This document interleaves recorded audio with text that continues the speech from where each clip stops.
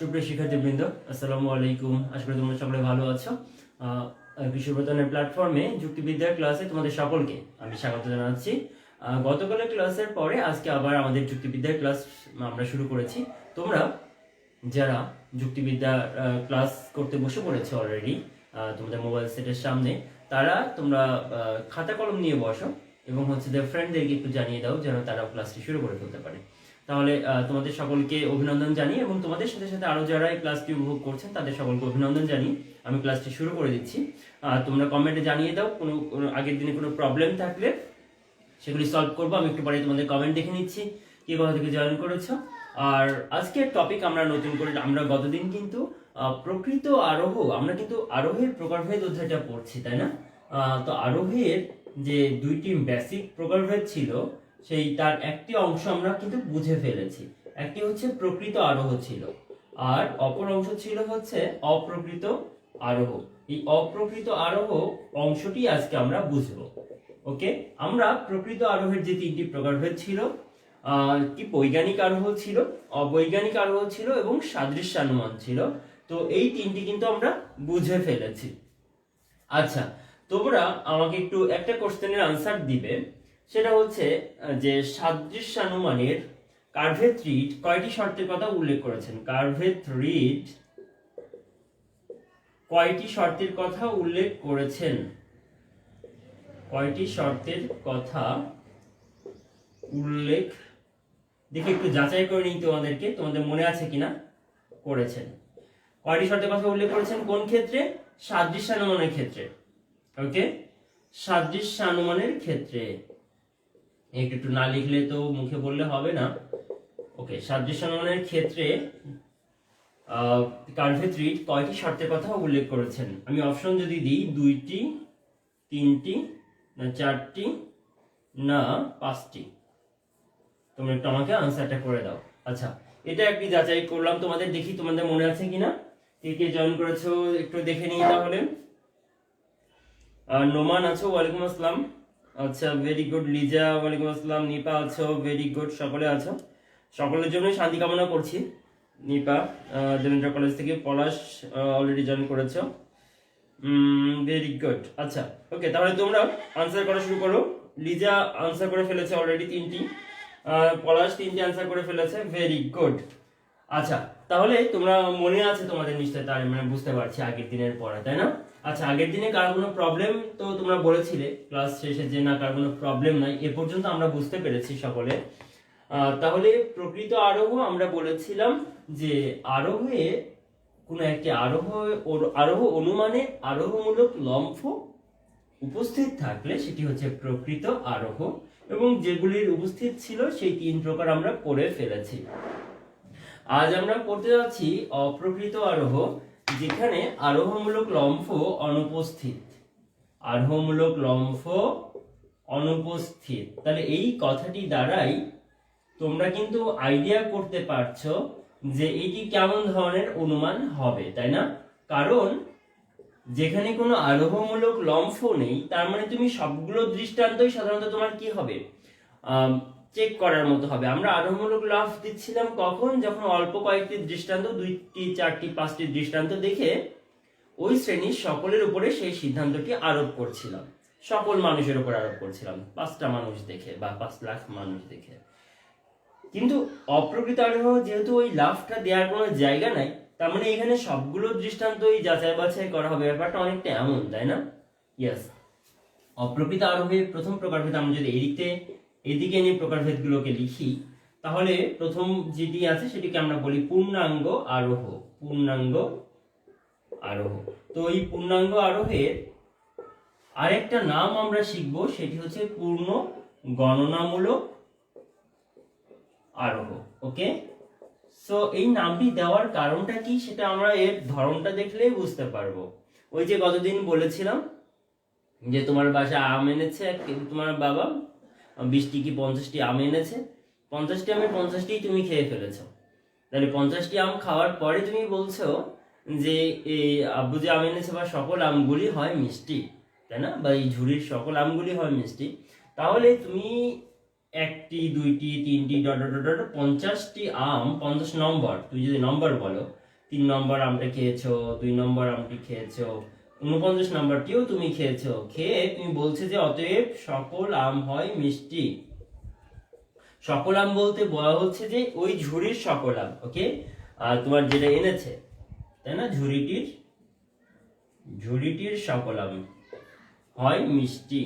তাহলে এই যে তোমার অভিজ্ঞতাটি হলো, 1 নম্বর আম হয় মিষ্টি, একটু লিখে দিই। এই যে তোমার অভিজ্ঞতাটি হলো, এটি কিন্তু সবগুলো দৃষ্টান্তকে, অর্থাৎ 50টি দৃষ্টান্ত ছিল তোমার কাছে, 50টি আম ছিল। তুমি যদি 2টি টেস্ট করে বলতে যে হ্যাঁ ঠিক আছে, উপর থেকে একটা খেয়েছো আর নিচ থেকে একটা খেয়েছো আর মাঝখান থেকে একটা খেয়েছো, 3টা আম খেয়ে বললাম যে না, ঝুড়ির সকল আম মিষ্টি, র্যান্ডমলি 3টা খেয়েছি, 3টাই মিষ্টি, অতএব ঝুড়ির সকল আম হয় মিষ্টি, তাহলে সেটা কিন্তু অবৈজ্ঞানিক আরোহ হতো। আমরা আগে যে অবৈজ্ঞানিক আরোহ করে এসেছি, 3টি থেকে সকল 50টি ধারণা নিচ্ছে। বাট এখানে আমি প্রত্যেকটি সিঙ্গেল ইউনিটকে টেস্ট করে দেখছি, ফলে আমার সকল আমকে আমি আসলে কি গুনে গুনে, মানে প্রত্যেকটা আম গুনে গুনে দেখার মতো হলো না ব্যাপারটা। হ্যাঁ, ইয়েস, প্রত্যেকটি গুনে গুনে বা প্রত্যেকটিকে ইন্ডিভিজুয়ালি টেস্ট করে দেখার পরে যখন আমি একটি কথা বলছি, সার্বিক বাক্য বলেছি, সকল আম বলেছি, ঠিক আছে, বাট এই সকল আমকে আমি টেস্ট করেছি, তাই এটি আর কোনো অনুমানের পর্যায়ে নাই। অনুমান যদিও বলি, তারপরেও এটা আসলে পূর্ণাঙ্গ, মানে সবগুলি দৃষ্টান্ত যখন যাচাই বাছাই করে কোনো একটি সিদ্ধান্ত গ্রহণ করা হয়, তখন সেটি হচ্ছে পূর্ণাঙ্গ আরোহ বা পূর্ণ গণনামূলক আরোহ। সকলগুলোকে সবগুলোকেই গণনা করে করে দেখে তারপরে যে আরোহ অনুমান করা হলো, সেটা হচ্ছে পূর্ণ গণনামূলক আরোহ। তাহলে তোমরা বলবে স্যার এটা আরোহ অনুমান না বললেই তো হইতো। ঠিক আছে, এটা আরোহ অনুমান বলতাম না, ঠিক আছে, কিন্তু একটু একটা কারণে বলছি, কারণ এটা হচ্ছে একটা সিঙ্গেল থেকে একটি সার্বিক সিদ্ধান্তে চলে আসছে, তো এটা অনেকটা আরোহ অনুমানের পর্যায়ে পড়ে যাচ্ছে। আগে একসাথে ছিল, যুক্তিবিদ মিল তো এটাকে আলাদা করেছেন, এই যে ভ্রান্তিগুলো আছে বলেই আলাদা করেছেন। তাই এটি হচ্ছে পূর্ণাঙ্গ আরোহ বা পূর্ণ গণনামূলক আরোহ, যেটি এক প্রকার অপ্রকৃত আরোহ, যেটিতে কোনো আরোহমূলক লম্ফন নেই। এই হচ্ছে পূর্ণাঙ্গ আরোহ বা পূর্ণ গণনামূলক আরোহ। খুব সিম্পল, তাই না? আচ্ছা, এবার আসো, এই যে পূর্ণ গণনামূলক আরোহ, তাহলে এই পূর্ণ গণনামূলক আরোহের বৈশিষ্ট্য আমরা কি কি লিখতে পারি? পূর্ণ গণনামূলক আরোহের তাহলে প্রথম যে বৈশিষ্ট্যটি, সেটি হচ্ছে এখানে সবগুলি দৃষ্টান্ত যাচাই বাছাই করা হয়। সবগুলি দৃষ্টান্ত কি করা হয়? তার মানে সকল দৃষ্টান্ত পরখ করা হয় বা যাচাই করা হয়। কিন্তু আগের যে আমরা প্রকৃত আরোহগুলো পড়েছি, সেখানে সকল দৃষ্টান্ত যাচাই করার কোনো সুযোগ ছিল না, তাই না? আচ্ছা, এটা একটি গেল। আরেকটি বিষয় খেয়াল করো, আগে আমরা কিন্তু প্রকৃতির নিয়মানুবর্তিতার নীতিকে সবগুলোর ক্ষেত্রে ফলো করেছিলাম, কিন্তু এখানে কিন্তু প্রকৃতির কোনো নিয়মানুবর্তিতার নীতিকে আমরা কিন্তু অনুসরণ করিনি। করেছি বলো? আমি কি প্রকৃতির নিয়মের উপরে কখনো এখানে আশ্রয় করছি না, নীতি নেই বা অনুসরণ করা হয় না। কারণ দেখো, আমি যখন মনে করো যে সাপোজ বাংলাদেশের মেহেরপুর জেলার একটা কলেজ, মেহেরপুর সরকারি মহিলা কলেজ, মেহেরপুর সরকারি মহিলা কলেজের আমার যুক্তিবিদ্যার মনে করো কিছু স্টুডেন্ট আছে, সেই স্টুডেন্টগুলোকে আমি পরীক্ষা নিয়েছি, প্রত্যেকজনের খাতা দেখেছি, দেখে তারা পাশ করেছে, কিংবা মনে করো সাপোজ এইচএসসি রেজাল্ট দিয়েছে, রেজাল্ট দিয়ে আমি মনে করো যে রেজাল্ট দেখেছি যে যুক্তিবিদ্যার সকল শিক্ষার্থী পাশ করেছে, প্রত্যেকের রেজাল্ট কিন্তু আমি দেখেছি। দেখার পরে আমি যদি বলি না, এই 100 জন স্টুডেন্ট যদি আমার সাপোজ থাকে, 100 জন স্টুডেন্ট পাস করেছে, প্রত্যেকের রেজাল্ট দেখার পরে বলেছি, তার মানে এই উদাহরণটা কিন্তু পূর্ণ গণনামূলক আরোহ বা পূর্ণাঙ্গ আরোহ। কারণ আমি ইন্ডিভিজুয়ালি প্রত্যেকটা স্টুডেন্টের রেজাল্ট দেখেছি, দেখেছি প্রত্যেকে পাস্ট, তারপরে আমি বলছি সকলে পাস করেছে, যুক্তিবিদ্যার সকল শিক্ষার্থী পাস করেছে। যদিও সকল শিক্ষার্থী বলছি, সার্বিক একটি বাক্য বলছি, কিন্তু এখানে আমি সবগুলো গণনা করেছি, তাই এটা একটি পূর্ণাঙ্গ আরোহের উদাহরণ। এবং সেখানে আমি কিন্তু প্রকৃতির কোনো নিয়মকে, মানে প্রকৃতির উপরে ছেড়ে দিইনি যে আচ্ছা ঠিক আছে, গত বছর পাস করেছিল 100 জন, গত বছর 100 জনই পাস করেছিল, 100 জন, তার আগের বছর 100 জন পাস করেছে। এবার আমি কি করলাম, রেজাল্ট শিটটা নিয়ে, রেজাল্ট শিটের প্রথমে একজনের দেখলাম পাস্ট, মাঝখানে 2-3 জনের দেখলাম পাস্ট, আর লাস্টে একটা 2-3টা পৃষ্ঠা উল্টানোর পরে আরেকটা পৃষ্ঠাতে রেজাল্ট শিটের দেখলাম যে সেও পাস্ট। এবার 4-5টা দেখার পরে আমি বলবো আচ্ছা ঠিক আছে, সবসময় তো পাস করে আগের স্টুডেন্টরা পাস করেছে, তাহলে এবারও আমি যেহেতু মোটামুটি 3-4টা দেখলাম সব পাস করেছে। তাহলে এমনটি যদি হতো তাহলে সেটা প্রকৃতির নিয়মের উপরে ছেড়ে দিতাম, যে প্রাকৃতিক নিয়মটাই এমন যে আমার স্টুডেন্টরা বা আমার কলেজের এই যুক্তিবিদ্যা স্টুডেন্ট সকলে পাস করে, ভালোভাবে পাস করে বা সবাই প্লাস পায়, এমন একটা ব্যাপার মনে করো। কিন্তু এখানে কিন্তু তা করা হচ্ছে না। আমি কিন্তু সবগুলো স্টুডেন্টের রেজাল্ট শিটে রেজাল্ট দেখেছি, মনে ভয় যে কে না কে ফেল করে, সবগুলো দেখার পরে তারপরে দেখছি সকলে পাস করেছে।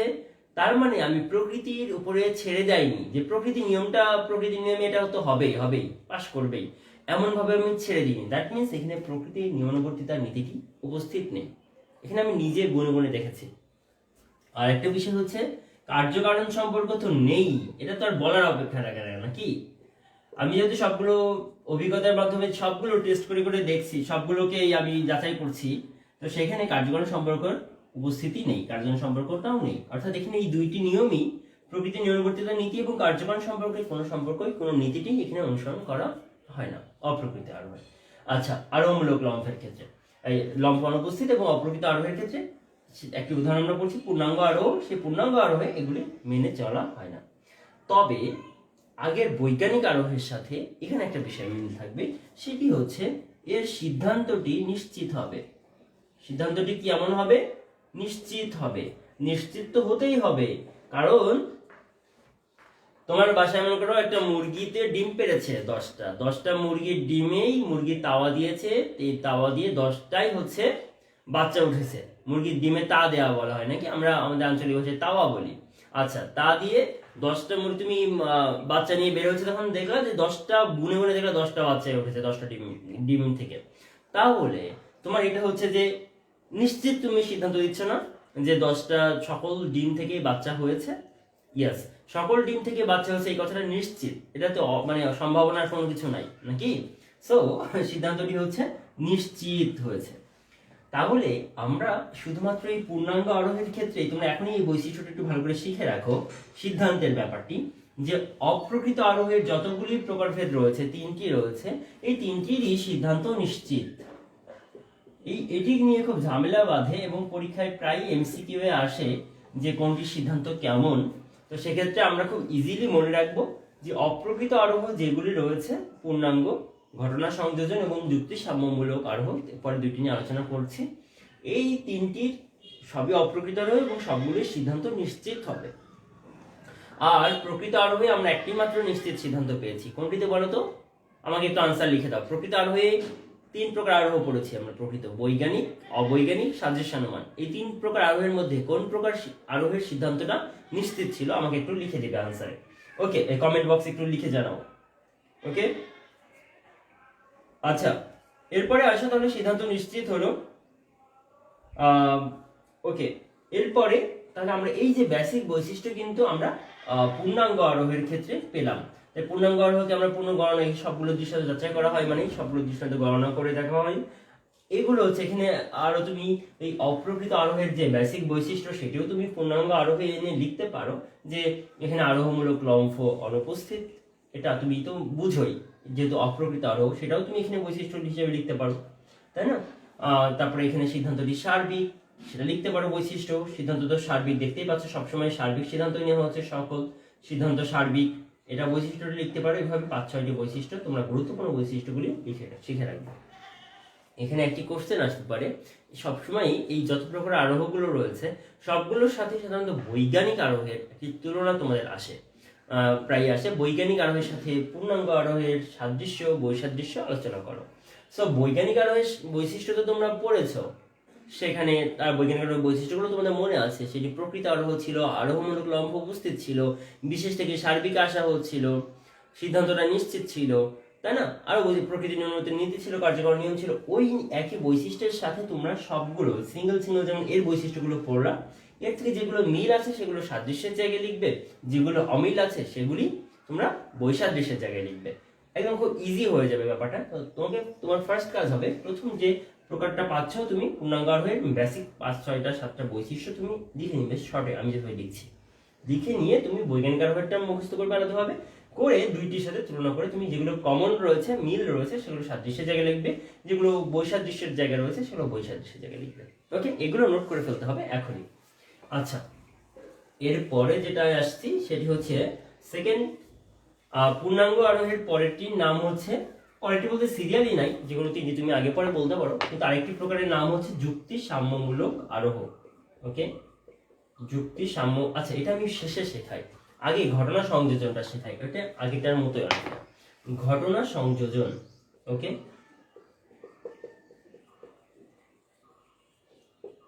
ঘটনা সংযোজন আর প্রকার অপ্রকৃত আরোহ। আমরা যদি এটাকে 2 নাম্বার দিই তাহলে 2 নাম্বার বলতে পারো। তো ঘটনা সংযোজন এক প্রকার অপ্রকৃত আরোহ। তোমার নামটা একটু খেয়াল করো, ঘটনা সংযোজন। আচ্ছা, মনে করো সাপোজ তুমি, একটা উদাহরণ দিচ্ছি, তুমি একটা জায়গায় গিয়েছো, গিয়ে একটা জায়গা বলতে আমি জায়গাটার নাম এখন বলছি না, যাওয়ার পরে তোমার মনে করো বড় ভাই বা কোনো তোমার চাচু বা কেউ একজন ভার্সিটিতে পড়ে, তাই না, বলেই দিলাম, একটা ভার্সিটিতে গিয়েছো। সাপোজ মনে করো যে ঢাকা ইউনিভার্সিটি আর জাহাঙ্গীরনগর ইউনিভার্সিটিতে বা রাজশাহী ইউনিভার্সিটি কোনো একটা ইউনিভার্সিটিতে গিয়েছো। তো ইউনিভার্সিটি ক্যাম্পাস কিন্তু অনেক বড় হয়, তাই না? তো ইউনিভার্সিটির এখানে মনে করো যে তুমি একটা একাডেমিক ভবন দেখেছো।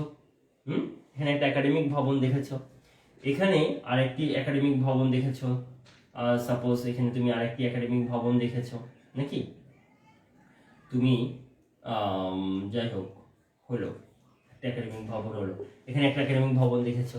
এভাবে এখানে একটা পুকুর দেখেছো, এখানে একটি জিমনেশিয়াম দেখেছো।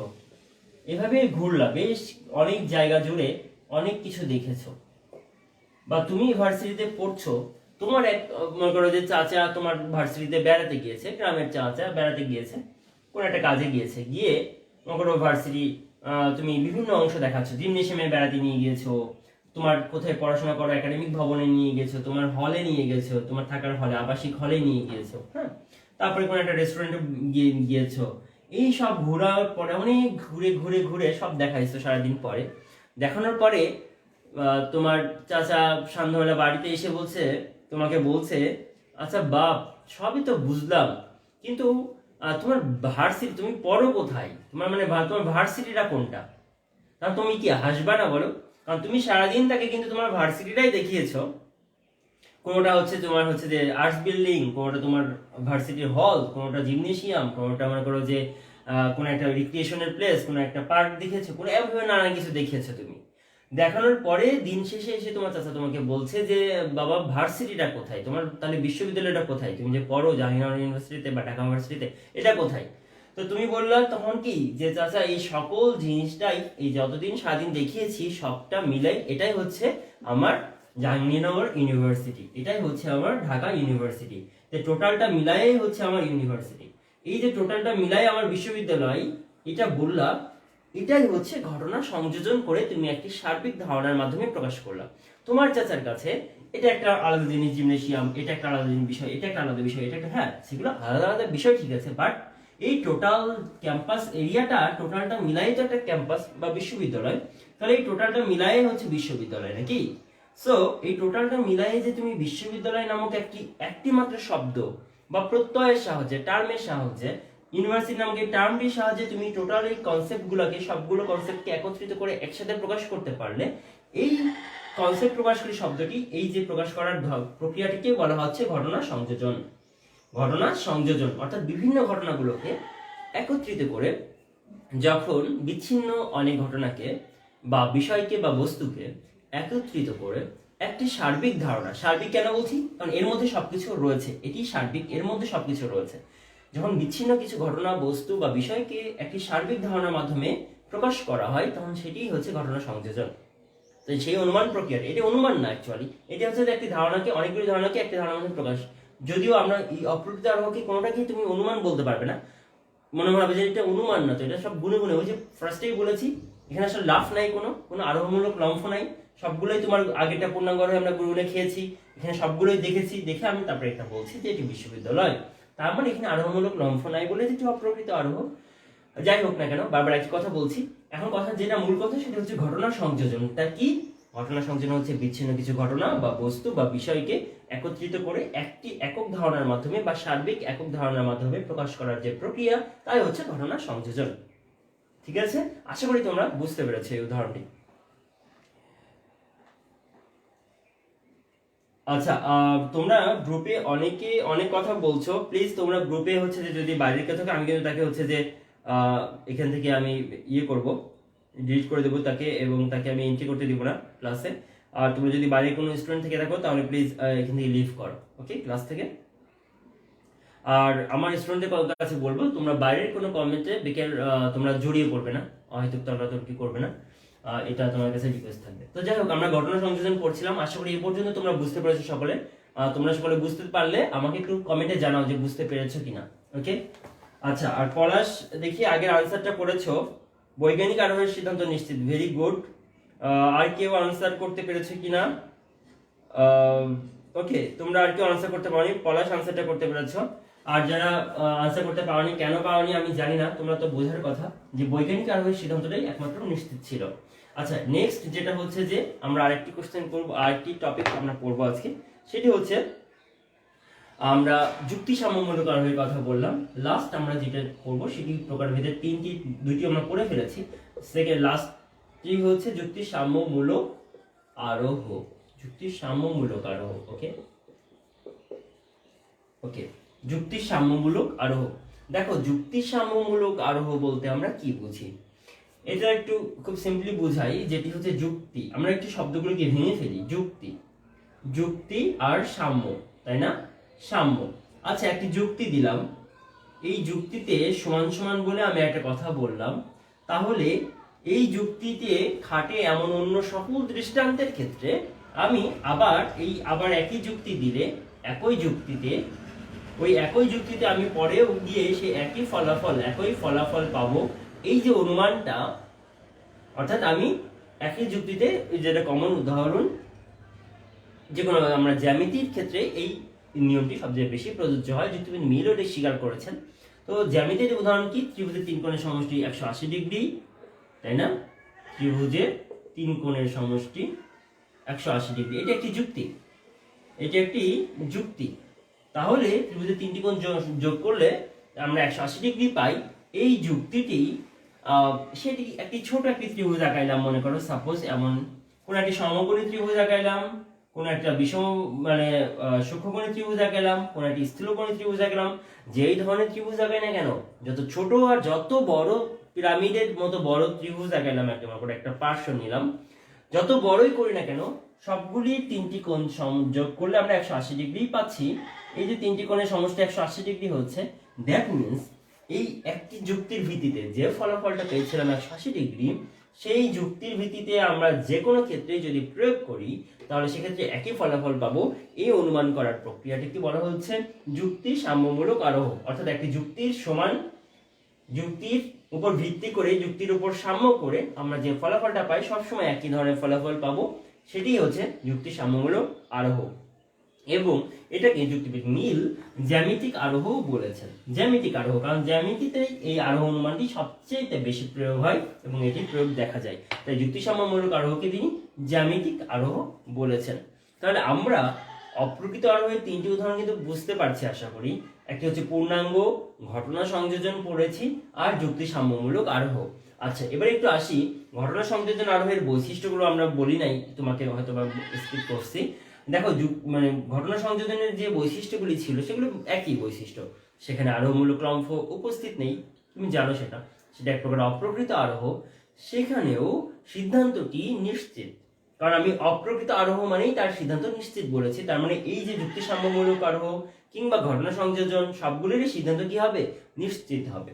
আচ্ছা, আবার ঘটনা সংযোজনে যদি ফিরে যাই, তাহলে ঘটনা সংযোজনের আরেকটা বৈশিষ্ট্য আমরা সেই একইভাবে বলতে পারি যে এখানেও কি নাই? প্রকৃতির কোনো নিয়মানুবর্তিতা নীতি নাই, কার্যকারণ নীতি নাই। ওকে, কারণ হচ্ছে যে একইভাবে আমরা পূর্ণাঙ্গ আরোহের প্রথমে যেভাবে বুঝিয়েছি একই কথা, এখানে আমি কোনো প্রকৃতির উপর ডিপেন্ড করছি না, আমি সব কিছু দেখে এসে বলছি এটা একটি বিশ্ববিদ্যালয়। আমি একটি দ্বীপের চারিপাশে ঘুরে এসে বলছি চারিদিকে যেহেতু পানি, আর এই পানি ঘিরে মাঝখানে একটি স্থলভাগ রয়েছে, তাই এটি একটি দ্বীপ। এই যে কনসেপ্টটাকে আমি দ্বীপ দ্বারা প্রকাশ করছি, এই দ্বীপের কনসেপ্ট প্রকাশ করাটা একটি ঘটনা সংযোজনের উদাহরণ। এখানে কোনো প্রকৃতির উপর আমরা ডিপেন্ড করিনি, আমরা ছেড়ে দিইনি, আমরা সব নিজে যাচাই করে তারপরে বলছি এটি দ্বীপ। কার্যকরণ নিয়মে কোনো বালাই এখানে নেই, এখানে কোনো সুযোগই আসে না। ঘটনা সংযোজনে এই দুটি নীতিও নেই। এগুলো হচ্ছে গণসংযোজনের বেসিক বৈশিষ্ট্য। একইভাবে যুক্তিসঙ্গতগুলোর কারণ হয়তো আমরা কার্যকারণ নিয়ম বা প্রকৃতির কোনো নিয়মানুবর্তিতার নীতি পাবো না, আমরা যুক্তির উপর ডিপেন্ড করে এই সিদ্ধান্তটি গ্রহণ করব। এক্ষেত্রেও সিদ্ধান্তটি নিশ্চিত, এক্ষেত্রেও আরোহমূলক লম্ফ উপস্থিত নেই। এগুলি হচ্ছে বেসিক বৈশিষ্ট্য। তোমরা আশা করি বেসিক বৈশিষ্ট্যগুলি আমি বারবার বলছি তোমরা নোট করে ফেলবে এবং বৈজ্ঞানিক আরোহের সাথে প্রত্যেকটির একটি তুলনা করতে পারো কিনা, বা প্রত্যেকটি তুমি নিজেই মূল মূল বৈশিষ্ট্য প্রত্যেকটা প্রকারে লিখে তার পাশে বৈজ্ঞানিকের সাথে সাদৃশ্য জায়গাগুলো লিখে ফেলবে আর বৈসাদৃশ্য জায়গাগুলো লিখে ফেলবে। ওকে, তাহলে এ পর্যন্ত তোমরা সকলে আজকের ক্লাসের টপিকগুলি বুঝতে পেরেছো কিনা তোমরা আমাকে একটু জানিয়ে দাও এখনই কমেন্ট বক্সে। আমি আজকের ক্লাসটি শেষ করে দিব এবং এই অধ্যায়টিও আসলে অ্যাকচুয়ালি শেষ হয়ে গিয়েছে। আমি এই অধ্যায়ের রিভিউ ক্লাস নিব না।